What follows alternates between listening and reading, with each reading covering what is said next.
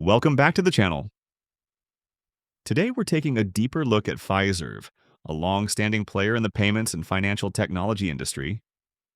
For decades, Fiserv has been recognized for its consistent growth and strong presence across financial services.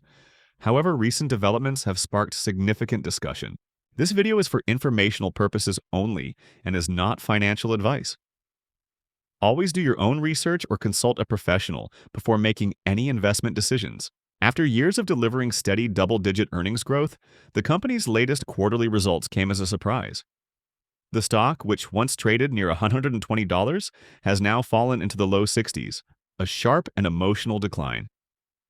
The most recent earnings report fell well short of expectations, prompting analysts and investors to reevaluate their outlook on the company and its future growth trajectory.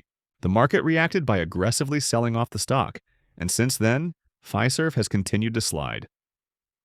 Over the past year alone, the stock is down nearly 70%, and over the last month, it has essentially been cut in half.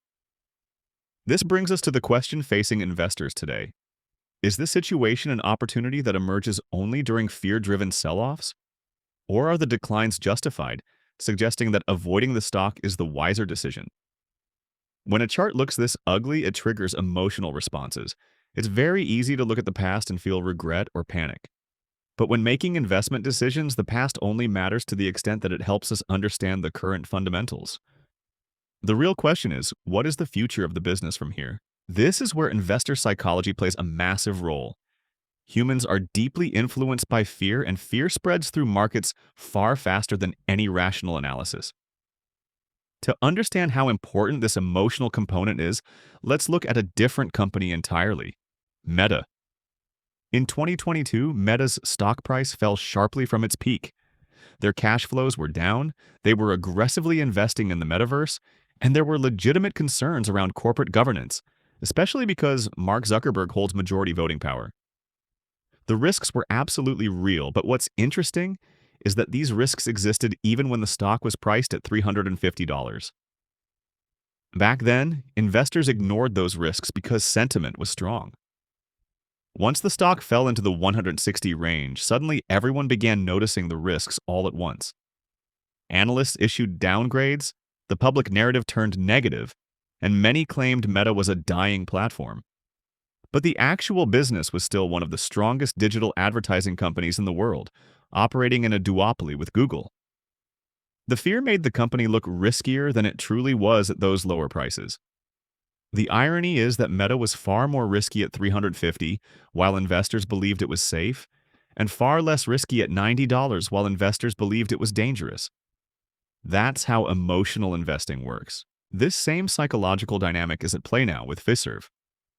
Right now, the stock feels risky because the sentiment is negative, analysts are downgrading, and the price chart looks terrible. But emotional risk is not the same thing as real financial risk. If the business is still producing cash, still retaining customers, and still maintaining core competitive positioning, then lower prices reduce real risk, not increase it. So, let's assess where Fiserv stands today. The company has introduced a new management team. The CEO transitioned earlier this year, the prior CFO was removed, and the new CFO has been brought in from Global Payments. There have also been board-level changes and operational leadership adjustments.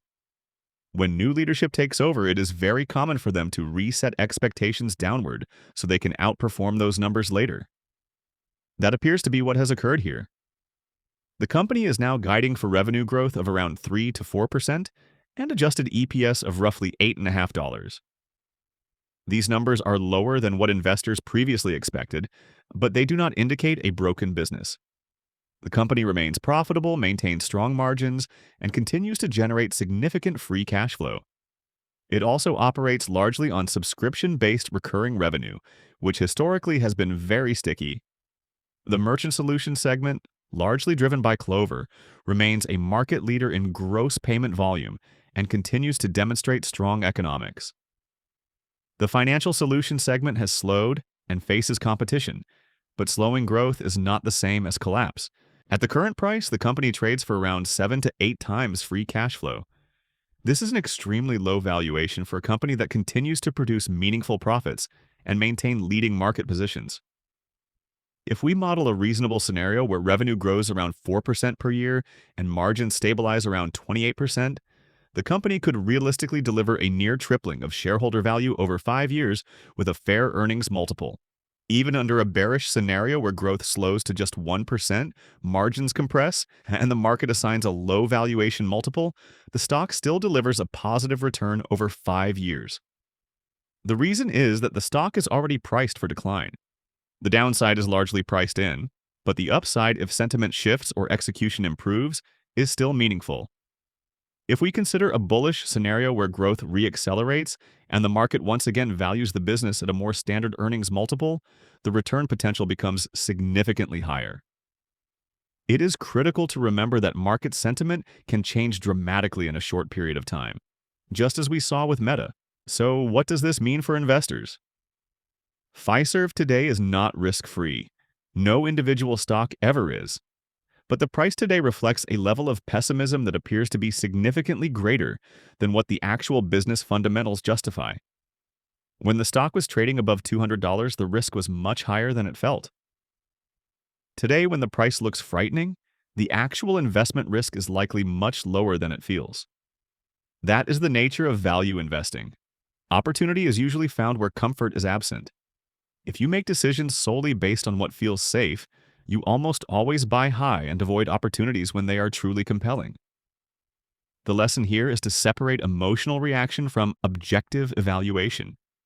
If the business remains durable, cash generative, competitively positioned, and currently undervalued, then the disconnect between perception and reality creates opportunity.